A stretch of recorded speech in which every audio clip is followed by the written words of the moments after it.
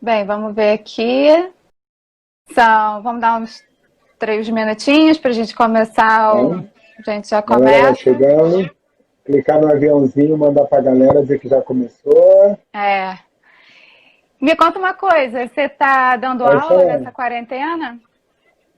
Sim, eu estou dando aula, eu estou dando formação de professores, né? Uhum, Porque esse trabalho não parou.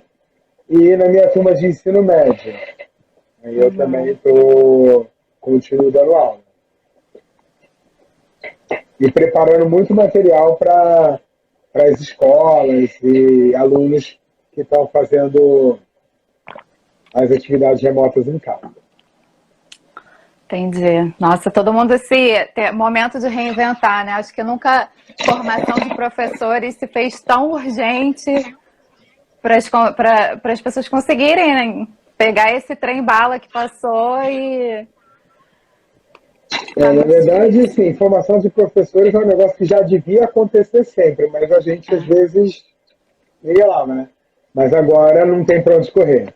Pois é, nesse sentido, né? Agora tem que adquirir Ou vai conhecimento. ou vai. Eu na faculdade, eu fiz Unirio e eu fui monitora da disciplina Educação à Distância. E aí a gente acompanhava Legal. muito os entraves que tinham para implementar o CEDERJ nas universidades públicas. Porque a Unirio tem, da pedagogia ela tinha, mas aí a UFRJ era um debate infinito que nunca acontecia e não entravam num acordo. E agora não tem jeito. Agora a educação à Lá distância ela foi imposta de uma maneira tão abrupta, né?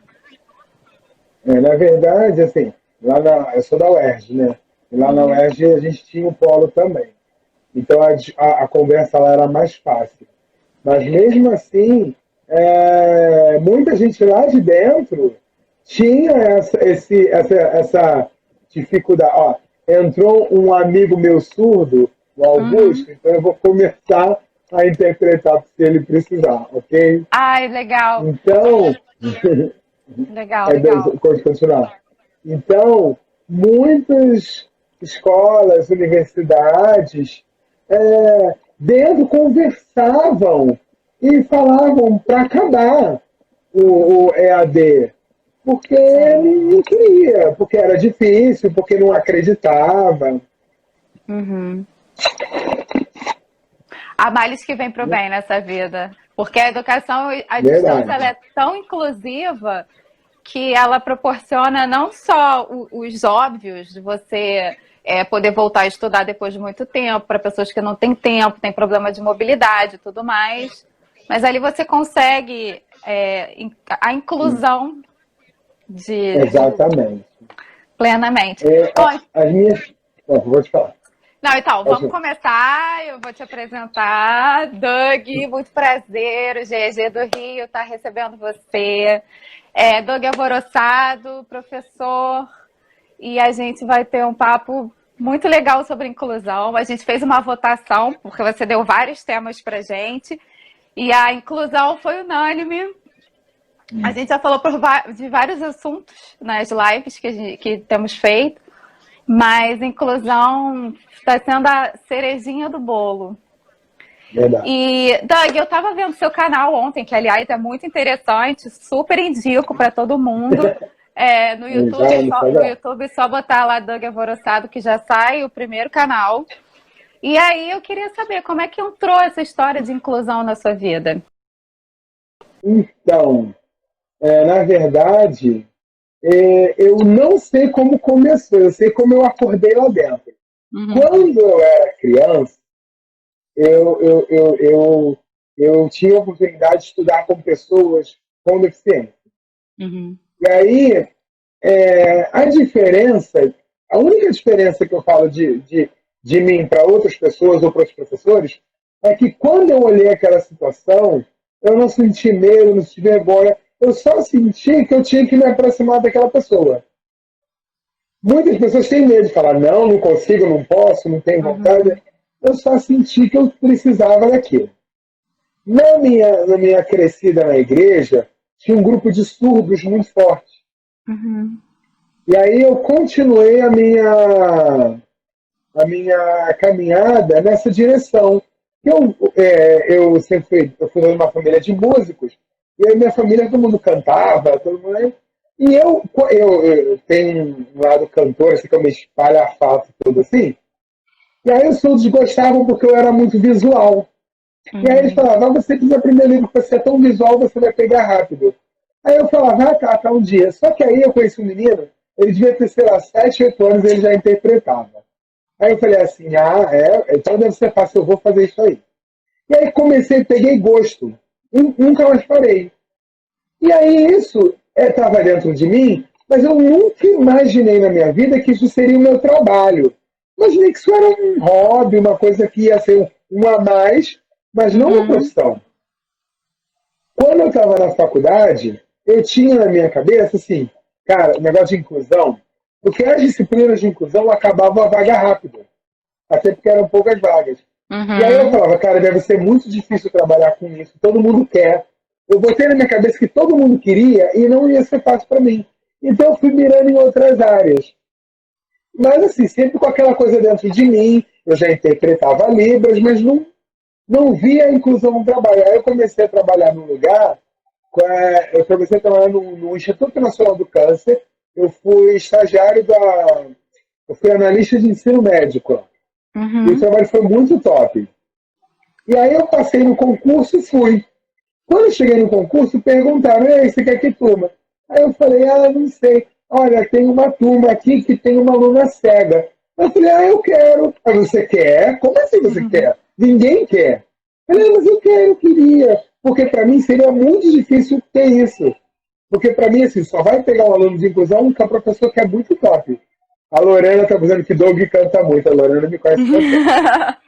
Então, é, eu fiz. Só que essa minha aluna foi um cego bem feito, que ela via até atrás das paredes. Mas já foi a minha primeira experiência, assim. E aí todo mundo via, você quer trabalhar com eu falei, quero, eu gosto. E aí, assim, óbvio que não foi fácil. Não foi fácil, não. Uhum. Mas eu queria, eu não tinha medo. Eu ficava com os professores, não, porque é muito difícil. Aí eu falava, mas se eu fizer isso? Não gente, deu errado, vou pensar outra coisa. E se eu fizer isso? Não, isso aqui deu certo, gente, vamos nesse caminho. E aí eu fui chegando nesse caminho, até o dia que eu caí numa sala de recursos. O ano que eu comecei a trabalhar em sala de recursos foi assim, o ano que eu me descobri.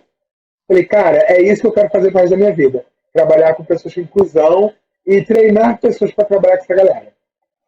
E nessa sala de recursos, é até redundante, mas quais recursos que você tinha que você acha que ajudaram muito? Então, é engraçado eu falar, porque hoje eu trabalho com tecnologia, eu sou Google Inoveira, né? E as pessoas falavam, você é jovem, é fácil para você. Eu falava, gente, a minha Uhum. sala de aula, a primeira sala de aula, não tinha janela, quanto mais computador. Internet, essas coisas não tinha, não.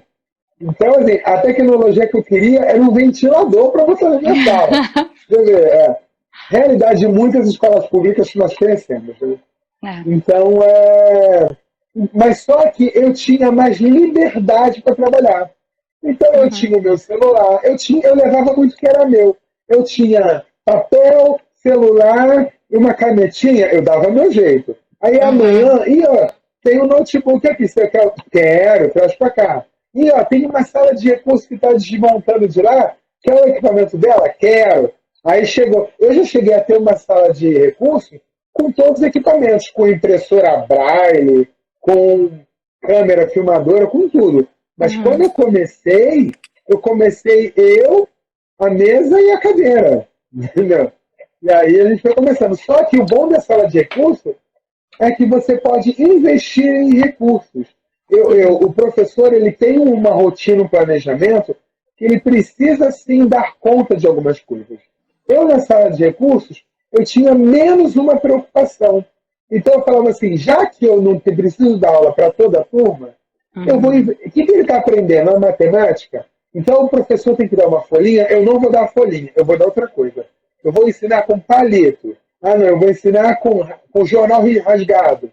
Então, essa foram os recursos que eu tinha. E aí eu pedia mesmo, quero uma caixa para fazer um jogo, quero jornal para poder usar, quero uma tinta guache. E aí esses recursos foram chegando e eu fui montando a minha estrutura. Mas assim, eu comecei com nada, tive muita coisa, já voltei até muito pouco depois, mas o principal recurso para fazer inclusão é você estar com o coração aberto para construir a ponte.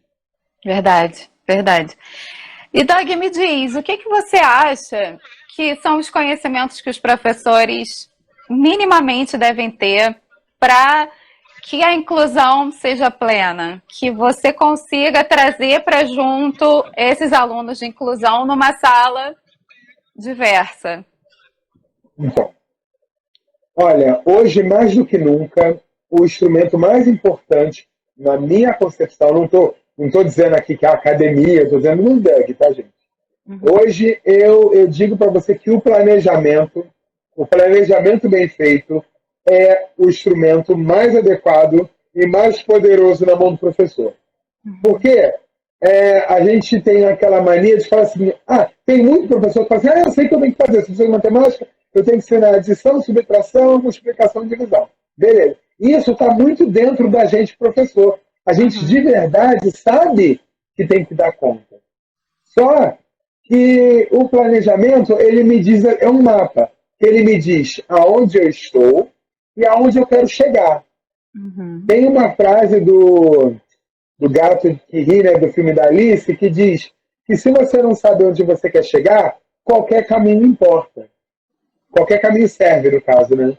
Esqueci o nome do cara. Esqueci, mas o cara que escreveu Alice no País das Maravilhas. E essa frase é muito importante, que para mim o planejamento é esse mapa, que ele me diz aonde eu estou e aonde eu quero chegar. Tanto que a primeira parte do meu planejamento é a seguinte: quem é esse aluno?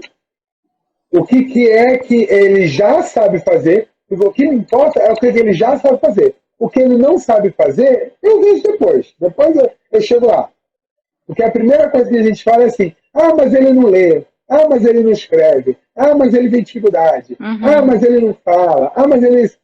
Tá, não estou dizendo que isso não é importante.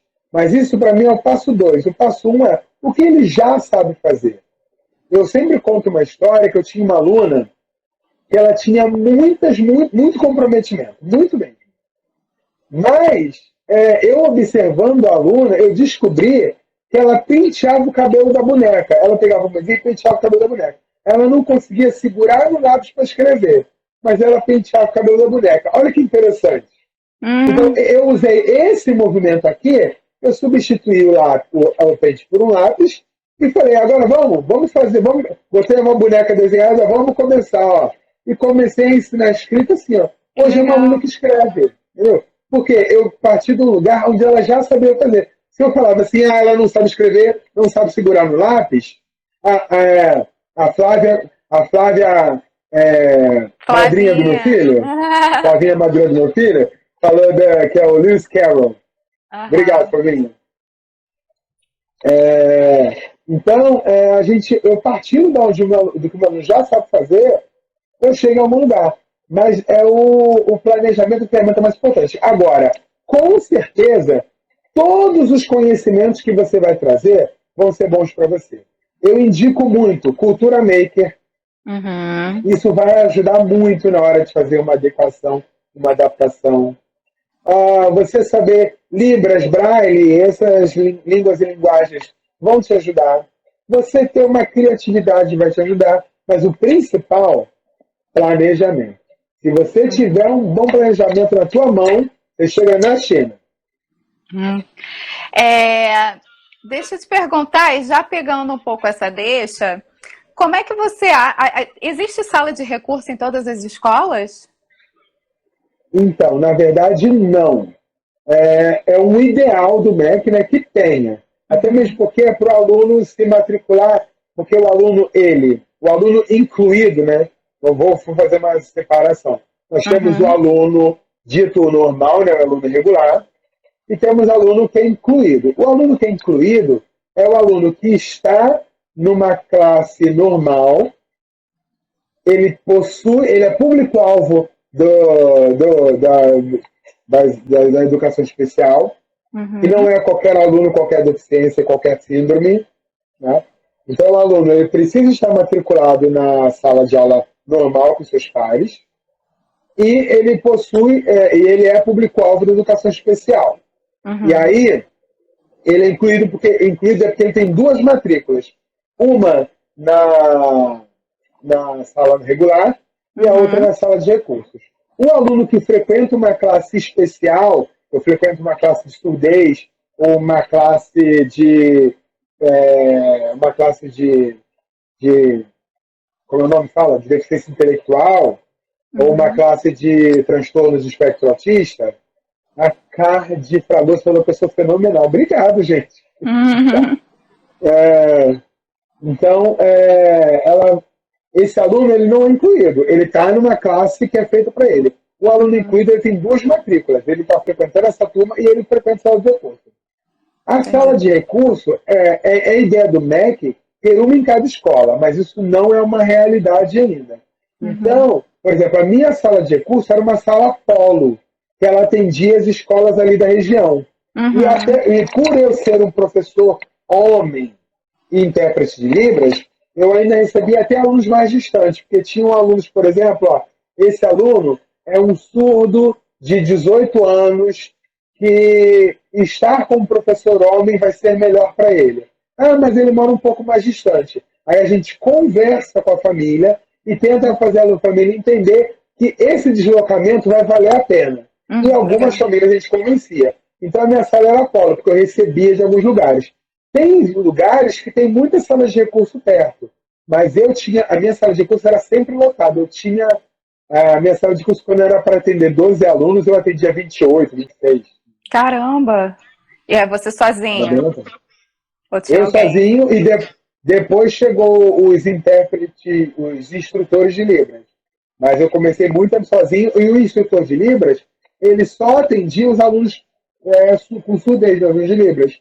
Aí eu tinha alunos com autismo, cegueira, surdo-cegueira, deficiência intelectual, surdez, eu tinha a galera toda. Nossa.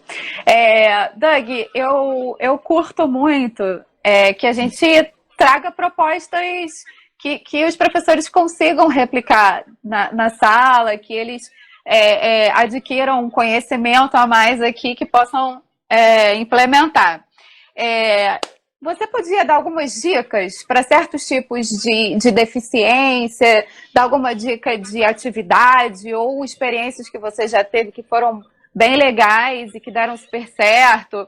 Como, por exemplo, para surdos, atividades de inclusão que você consegue fazer com surdos? Então, por exemplo, agora na época da pandemia, a gente está todo mundo em casa, né? Inclusive o nosso público, o nosso alunado com surdez. O povo surdo está em casa também. Então, o surdo ele é muito visual. Ele é muito visual. Tudo para o surdo que for visual é muito bom. Vou até pegar uma folha que está aqui jogada, deixa eu só usar ela como exemplo. Uma folha de uma revista antiga aqui, Charme de Tuca. Está até espelhado, mas não tem problema. Isso aqui é uma historinha. Se você pegar cada frase dessa história e transformar numa imagem, ajuda. Ou, por exemplo, é uma coisa que eu gosto muito de trabalhar com surdo, é o que a gente chama de texto simbolado. O que é o texto simbolado? É o texto com vários símbolos. Por exemplo, o cachorro comeu o osso. Vamos pensar nisso.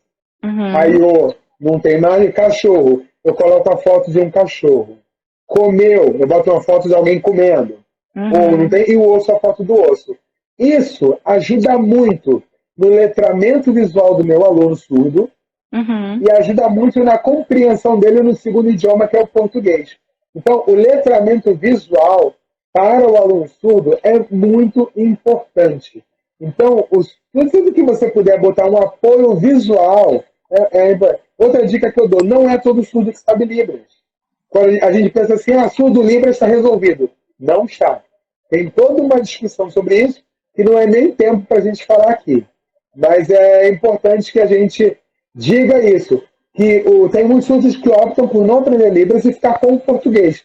Então, é importante que a gente trabalhe com o texto simbolado, com muitas imagens que vai ajudar os nossos alunos com surdez. Agora, eu tô. Tá. Tem gente que tá falando que eu tô gritando aqui. É que eu tô com fone, o fone tá abafado. Eu tô gritando, gente? Desculpa aí. Não, aqui não parece, Desculpa. mas aí eu passo por isso também. Eu boto os dois que enfiam no nariz, no ouvido. Esse fone aqui tá bem capaz. Eu vou deixar mais abertinho aqui e vou falar mais baixo. Desculpa aí, gente. Me Não, tá aqui, perdoa. tá tranquilo. Perdão. Então, eu estava falando do surdo, né? Então, o povo com surdez, ele precisa muito de imagem. Eu indico sempre você baixar eu vou chamar de kit, porque eu esqueci a palavra agora, um kit de imagens chamado do Arassac, Arassac. É um kit grande de imagens, tem todos os idiomas, que você pode Uhum, baixar e usar para fazer os seus textos simbolados. É que bem legal. bom. Ajuda bastante a você fazer texto simulado. E outra estratégia também para surdez, além do texto simulado, é você criar muitas. Fazer com que eles entendam os conectivos. Uma Uhum. história muito incrível que eu tenho com o meu aluno surdo, vou contar duas histórias com alunos surdos. Uma delas é que uma aluna perguntou o que significava no, N-O. Aí Hum. eu pensei, no, do inglês não. No. Aí eu falei, no? Ah, não, significa não. Aí ela, não é isso não, mas tudo bem. E Aham. ficou. Aí outro dia ela me mostrou o que significa no. Aí mostrou, aí era uma frase que mais ou menos dizia assim, ó, o gato está no telhado. Porque na Libras não tem os conectivos de no, na, Conectivos. para. É diferente no idioma deles. Então a gente acaba esquecendo disso para eles. Então eu tive que explicar o que significava o no. Então é importante, essa diquinha ajuda eles a entenderem melhor Legal. o idioma escrito, né, o português escrito. E a outra dica, eu tinha que trabalhar fotossíntese com alunos surdos. Esse aluno foi um dos alunos mais difíceis que eu já dei aula, um aluno que tinha muitos comprometimentos e ele ainda era uma pessoa agressiva, sabe? Uhum. Então, foi muito complicado. E aí, tem que ensinar fotossíntese. Fotossíntese? Moleza para mim. Ensinei fotossíntese lá. O gesto de fotossíntese é assim, ó, do roubo do carbono. Ai, que Aí eu legal. falei e já estou dando a dica sinal, hein? Fotossíntese, ó. Esse é o final de fotossíntese. Aí eu ensinei. Aí o aluno perguntou, o que é oxigênio? Aí eu falei, claro, ele não vai entender o que é fotossíntese, Exato. porque ele não sabe o que é oxigênio. Aí expliquei o que era oxigênio. O2, né? Oxigênio. Aí ok. O que significa ar? Não, ele falou, o que significa ar? Aí eu falei, caramba, ele não sabe o que é fotossíntese, ele não sabe dizer, ele está dizendo o que é ar. Aí expliquei o que era ar, aí falei do vento. Ele, o que é vento?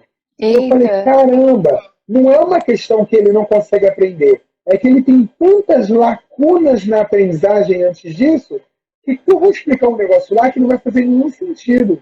Uhum. Aconteceu uma experiência muito parecida com esse aluno, eu estava dando uma aula sobre escravidão. E aí eu falei assim, escravidão, ele, o que é escravo? Eu não sei. Era muito distante para ele. Então, com o público surdo, é importante que você veja que lacunas na aprendizagem ele tem e volta uns 20 passos atrás. Uhum. Volta. Porque depois eu consegui explicar para ele o que era vento, o que era ar, o que era oxigênio, o que era gás carbônico, as partes da planta. Aí eu expliquei o que era fotossíntese, ele aprendeu em um segundo. Ele, tá, beleza, pronto, aprendeu. Gente, que maravilha. Zé, o professor é isso, foi o que você falou, né? E a gente ter a sensibilidade, a gente se preparar, porque eu passo muito isso na matemática. A gente tá lá, chega já ensinando fração e o aluno não sabe nem somar ainda. A gente recebe com muitas lacunas e eu imagino alunos com deficiência. Você é da É... matemática, o surdo geralmente é bom na matemática. Ah, é? Porque matemática tem muita coisa visual, né? Você tem a fração, você divide, você corta, a conta está ali montada. Então, geralmente, o surdo, se ele não tem um outro comprometimento, né, que pode ser, ele Uhum. geralmente, em matemática, ele tira onda.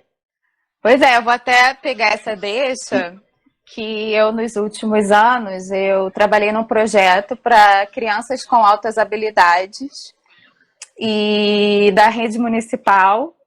E a gente não costuma tratar como alunos de inclusão, porque, enfim, eles não têm nenhuma deficiência, mas a eficiência deles também é uma missão para os professores conseguir que eles consigam acompanhar, né? Porque eles já vão muito lá na frente, enquanto está todo mundo muito lá atrás. E aí, a tecnologia, inclusive, quando ela está disponível, ela ajuda muita coisa. Então, são alunos que têm essa incompreensão também na rede municipal, porque não tem, são poucos que são preparados, eles ficam ali. Muito poucos. E é Pois um é, público invisível. Porque o aluno, porque assim, quando o aluno tem muita dificuldade, e ó, não, vamos dar muita atenção para ele. Quando o aluno tem muita facilidade, deixa ele sozinho, deixa ele sozinho.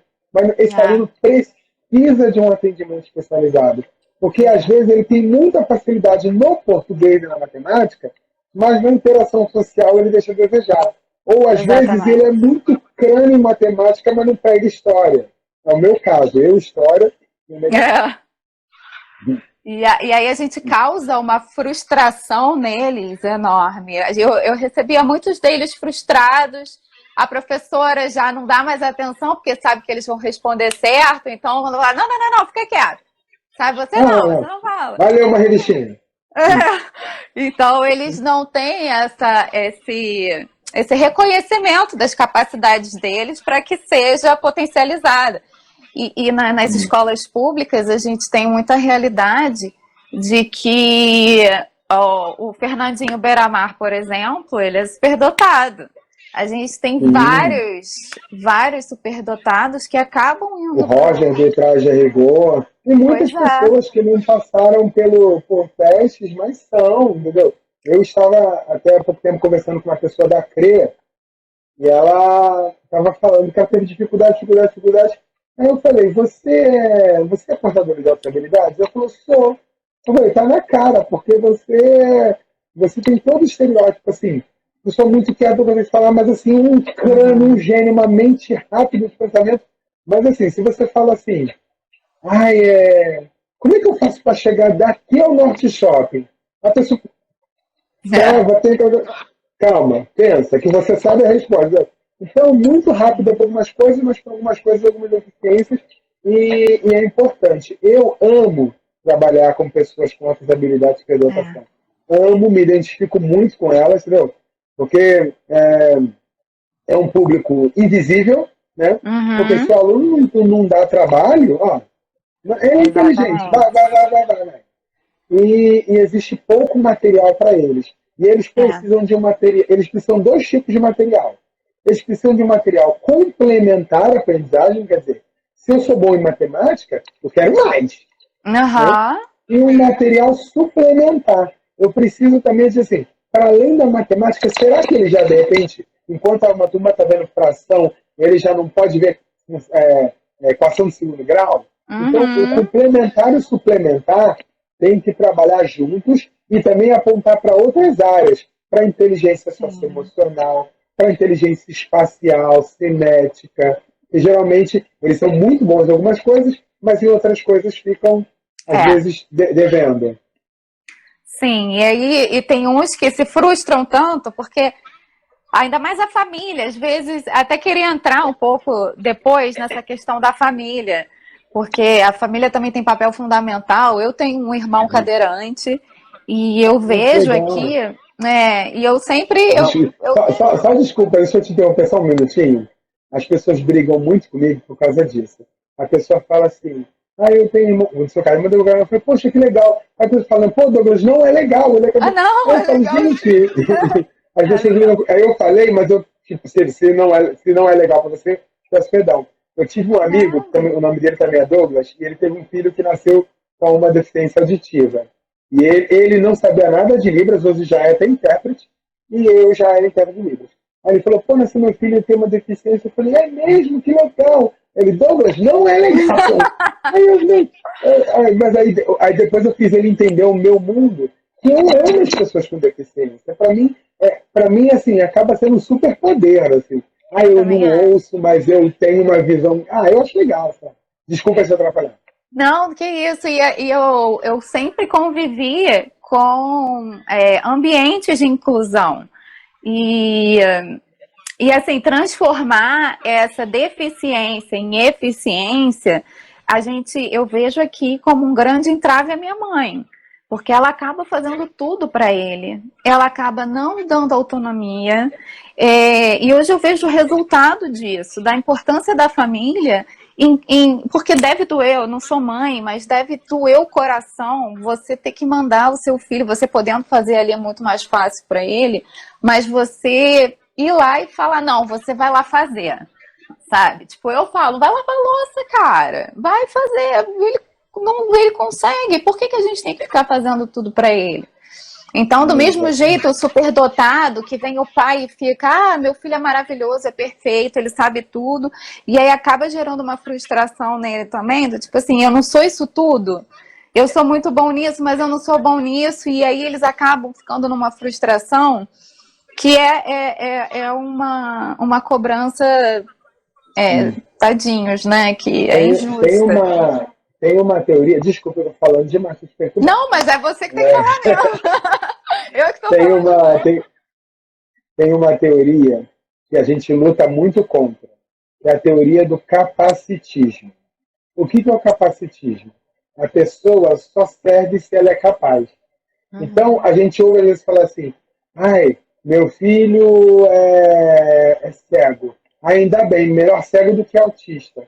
Então, a gente às vezes ouve umas grosserias dessa por causa do capacitismo que existe em nós. A gente acha assim, uma pessoa cega, ela vai ser mais capaz que uma pessoa com autismo. Logo, ela vai ser mais feliz. Logo, ela vai me dar menos trabalho.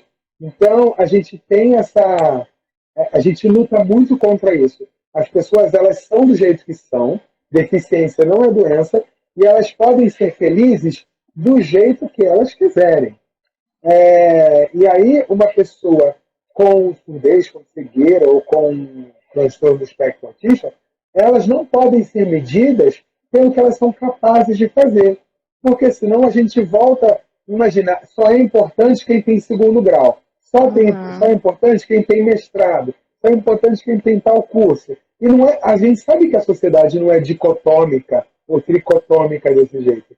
A sociedade é feita de várias cores, de vários matizes, de várias pessoas. Quem sou eu para dizer que o cara que não tem o segundo grau é menos importante que eu? Entendeu? Então, você vê, tem youtubers milionários com 9, 10 anos de idade. Aí eu vou falar, não, eu sou melhor porque eu fiz mestrado. Não existe isso. Então a gente luta muito contra essa teoria do capacitismo na inclusão. A gente, professor, não vai dizer assim, mas esse meu aluno me dá muito trabalho. Não, mas ele não te dá trabalho. Ele é diferente. Ele não dá trabalho. Ele é. Então ele não está fazendo algo para te provocar ou para te instigar. Ele é. E é nosso papel abraçar nosso papel escola, professor e sociedade, abraçar e criar condições para que esse aluno chegue até o lugar onde a sociedade permite que ele vai chegar, ou é o lugar onde ele quiser chegar. Entendeu? Porque hoje, infelizmente, a sociedade não está preparada para receber muitas pessoas. Vou falar mais coisas, porque eu falo muito. Eu estava uma vez no banco, eu estava no banco, e aí eu chamei o moço, eu falei, moço, como é que faz isso aqui assim assado? Aí o moço olhou para mim e bateu na mesa só. Pá, pá, pá, pá. Eu fiquei olhando para ele. Aí eu falei de novo, desculpa, moço, bom dia. Como é que eu faço isso? Aí ele olhou para mim, toca na mesa. Aí eu olhei para a mesa e estava escrito assim, sou surdo. Aí eu falei assim, você é surdo e mal educado, né? Porque eu não sou obrigado a saber que ele é surdo, não tem uma coisa para chamar ele. Ele poderia falar, olha, bom dia, ele batendo na mesa para eu ler. Não é assim, gente. Então, ele pode chegar em qualquer lugar, até ser gerente de banco. Sim. Mas não é porque ele também chegou em gerente de banco que ele, agora eu posso. Agora que eu sou opressor, eu era oprimido, agora eu sou opressor. Gente, isso tem acontecido e a gente tem que lutar contra esse discurso, gente. Todo mundo é capaz e todo mundo pode ser feliz. Na educação especial também. Pode lavar louça? Vai lavar louça. E não é por causa disso que eu vou te amar mais, eu vou te amar menos. Eu te amo, mas vai lavar louça. Vai lavar louça. Não, porque é muito difícil esse papel da educação, né? O papel da família.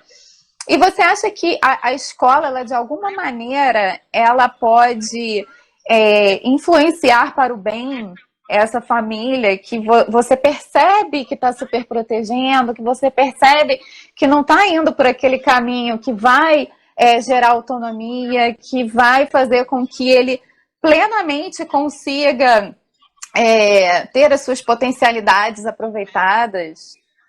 Qual o papel da escola, do professor? Você acha que não tem que fazer nada ou você acha que pode haver alguma interferência? Eu acho que o instrumento de educação social que nós temos é a escola, são as instituições de ensino. Então, a LDB, a nossa Carta Magna da Educação, Lei Darcy Ribeiro, que é a Lei 9394 de 1996, ela diz lá no primeiro artigo que a educação é papel da família primeiro, depois do Estado. Só que é papel do Estado educar a sociedade, inclusive a família. Então, primeira coisa que o papel da educação é primeiro da família. A família escolhe onde vai estudar, a família cerca de valores que a família tem, das religiões, de boas maneiras, isso tudo.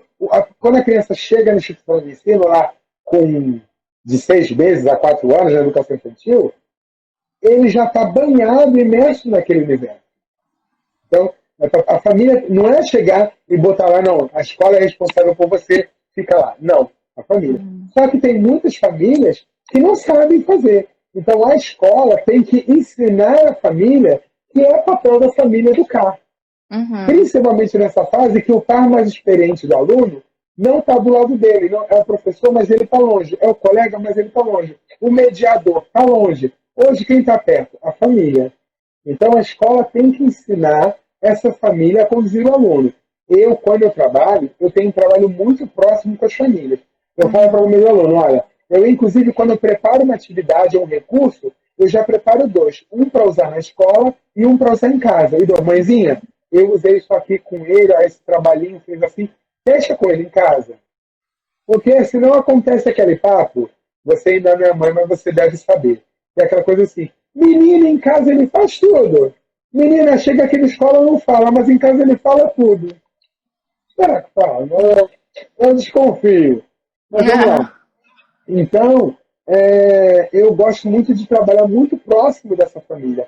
Então, é papel sim meu, professor, e da instituição escola, educar as famílias para educar os seus filhos. Então, eu acho que tem certeza que a escola tem que chamar a família para perto. Eu, por exemplo, fazia reuniões na minha sala e levava fisioterapeuta para conversar com as famílias, eu levava pessoas diferentes para falar. Eu levei uma pessoa, um professor de educação física, para falar, ó, que tipo de atividade meu filho pode fazer em casa, que você pode treinar com ele, para ter uma melhor coordenação motora. Eu levava pessoas especialistas, eu levava a gente da clínica da família para falar sobre o sono da criança. Tem que dormir bem, posição que está dormindo, para não engasgar.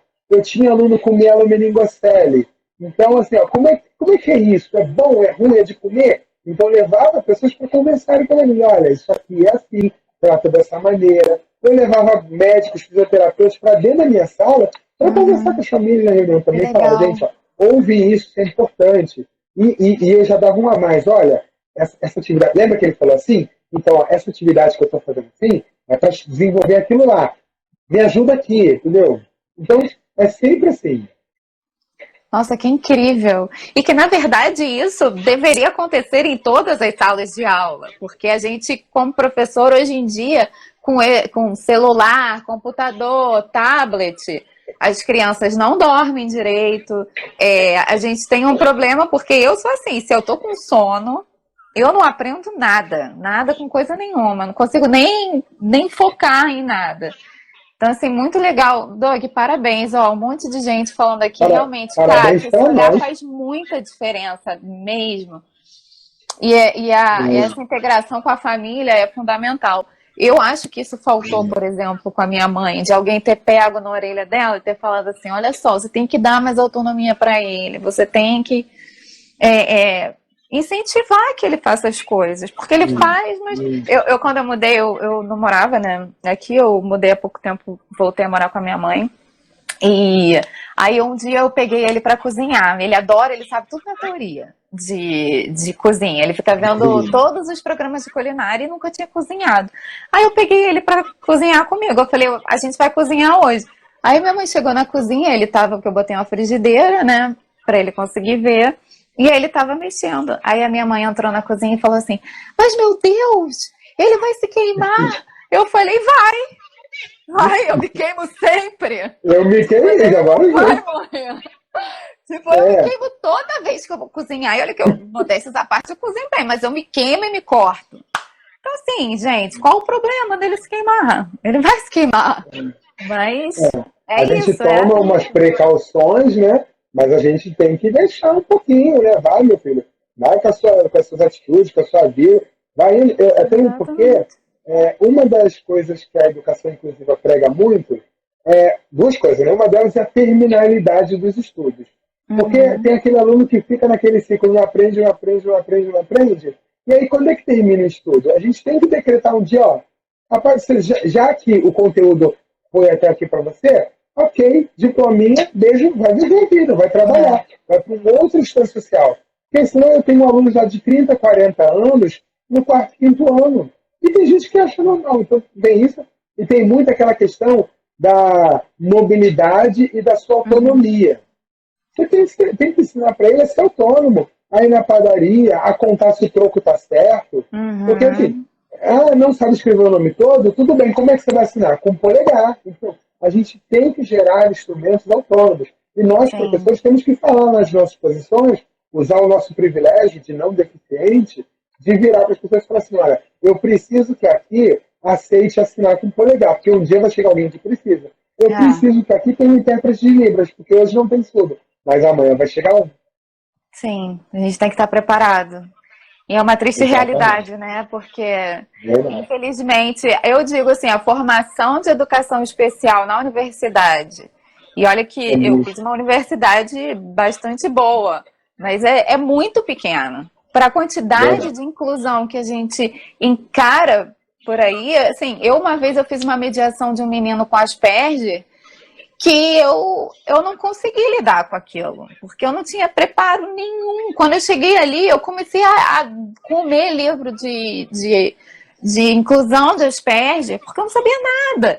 E não consegui. Tipo, porque também, assim, eles são muito inteligentes, eles requerem coisas muito específicas. Então, a gente tem um monte de estágio na universidade, mas para inclusão é muito pouco. É muito É pouco pouca coisa mesmo. Eu e é tive o uma missão privilégio de de todos os ter professores. professores muito bons. Eu tive aula com uma professora cega, chamada Elizabeth Camejo, e tive o privilégio de ter aula com uma professora surda. E eu Que bebia das legal. aulas delas, assim.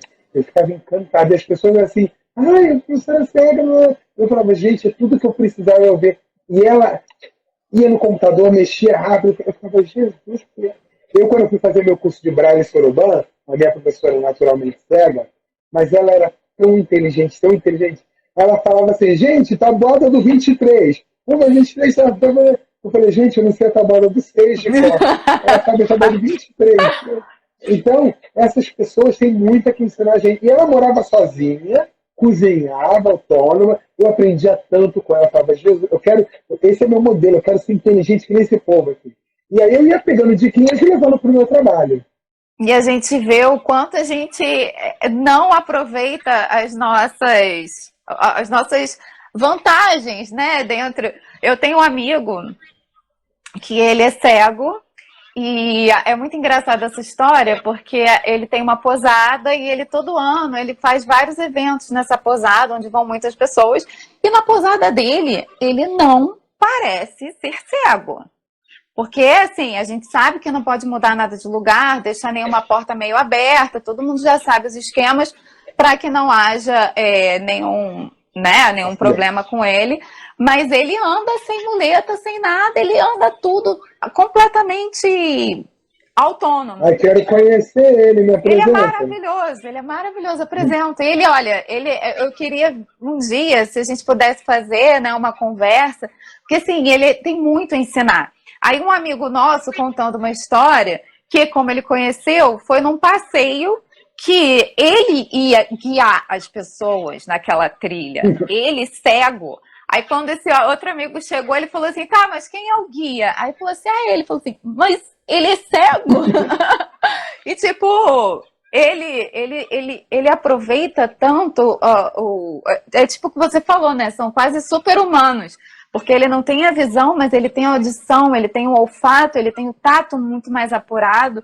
E ele vai ali, ele não erra. Ele é funcionário do Serpro. Ele participou da elaboração daquele software que é de auditivo. Então, assim, isso. E ele é incrível, ele é incrível, ele é incrível. E você vê que você pode chegar aonde você quiser. Tenha o que for, você pode ser cego, surdo. E tem pessoas que são normais e que são muito mais incapazes, né, do que, enfim. Eu não sei andar de bicicleta, quanto mais me guiar os outros na trilha. Aí eu vou me perder. Sim, com certeza, eu sou dessas. Deixa eu ver quanto tempo a gente tem, a gente ainda tem uns 10 minutos. Queria que você desse mais umas dicas para crianças que têm, pessoas, né, que são cegas, no caso, a gente já pegando esse gancho da cegueira. Então, o cego, assim, o Braille, ele é uma realidade, a gente pode trabalhar com Braille, mas eu trabalho muito com esquemas táteis. Eu gosto muito de fazer materiais táteis com várias texturas, como um globo terrestre com várias, para ele sentir os planetas, para sentir o audiodescrição. É uma coisa que eu estou devendo muito ao meu público, porque a minha vida é muito corrida e não está dando tempo de eu botar audiodescrição no meu Instagram, mas é uma coisa que eles usam bastante. Eu tenho amigos cegos também e eu sei a diferença que isso faz. Você botar lá hashtag para cego ver e fazer uma audiodescrição da sua foto, fazer uma audiodescrição de como está a imagem e tal, isso faz toda a diferença para que ele consiga. Eu gosto muito de trabalhar audiodescrição, esquemas táteis, e na matemática a gente constrói, vai trabalhar fração, a dica boa. Sabe aquela caixinha do ovo? Então, eu uso aquilo para trabalhar fração. Aí eu substituo o ovo por uma bolinha de papel, por uma bolinha plástica, o que você achar melhor. Aí, por exemplo, vamos dizer que aquilo é a de 12. Então você tem que colocar um dozeavos, dois dozeavos. Então você usa o esquema do ovo para trabalhar a fração. Completa 12 dozeavos, que é igual a 1. Aí usa depois de 6. Não. Que Então legal. você trabalha a fração, trabalha a matemática ali. Eu gosto muito do soroban. O soroban é tipo um ábaco para cegos, que é muito bom, mas ele é difícil de aprender. Nem todo mundo assim tem essa facilidade. Então, esquema tátil, você trabalhar com realha, bolinha, palitinho, pregador de roupa. Gente, pregador de roupa para dar aula é uma das melhores ferramentas que tem.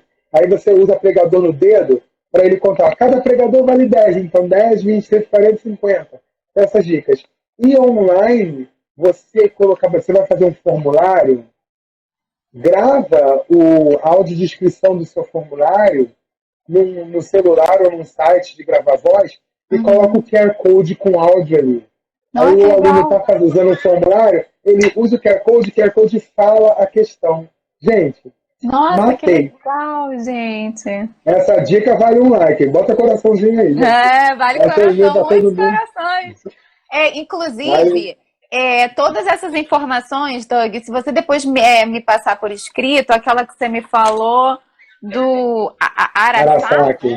isso, que aí a gente Arasaki. vai deixar essa live lá no YouTube do Do GTV. GG, e aí a gente bota na descrição, para cego ver, inclusive, tudo que você for dando de dica, aí a gente reúne lá. Eu vi um Eu mando vídeo para você seu sim. falando sobre surdo cego. Tem alguma Eita. dica especial para surdos cegos? Muita.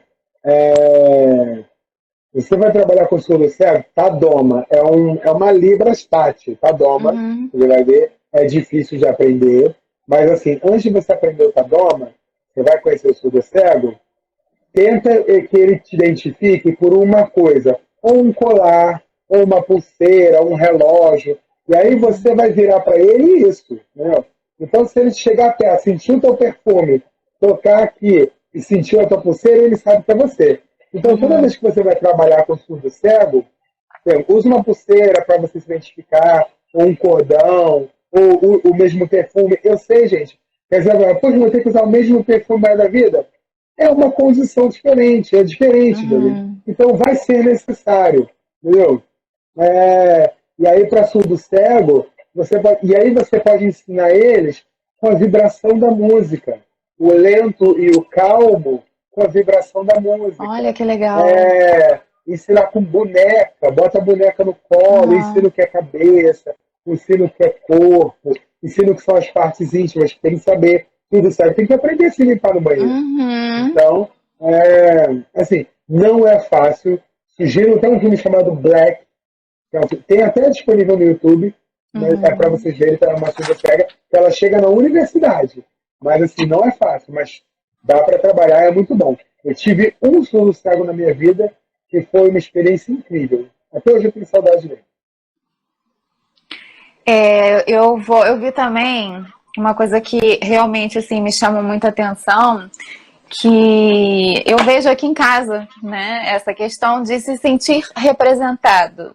O papel dos filmes, o papel da arte, com a questão, eu vi que você falou sobre um filme, Um Lugar Silencioso, que eles. A menina era A atriz surda. surda, tem a E a gente Melissa. viu tantos filmes até hoje. Isso você vê, mesmo eu tendo um irmão cadeirante, sabendo toda sobre essa questão de representatividade, e até hoje não tem isso. Você tem o Man, que era um ator, vários deles, né? A Tem. Bjork já fez uma cega também.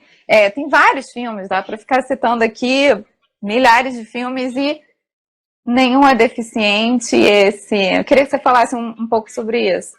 Então, é uma luta, assim como nós negros, né, eu negro, quero olhar para a TV e ver um igual ali, numa Uhum. posição de destaque, porque ele tem direito, e eu demorei sei lá quantos anos para ver o Pantera Negra. Olha, um super-herói negro que não é coadjuvante, que não vai morrer no começo do filme. Toda a história que a gente já conhece, e eu valorizo muito a luta do negro, da mesma luta do deficiente. A gente, bota um deficiente.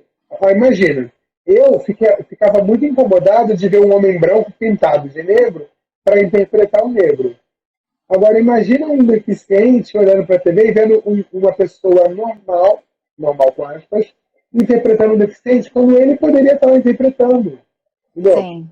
A sua vida, a sua história. Então, tem um lugar que tem uma menina cega, a Missa, que é ótima.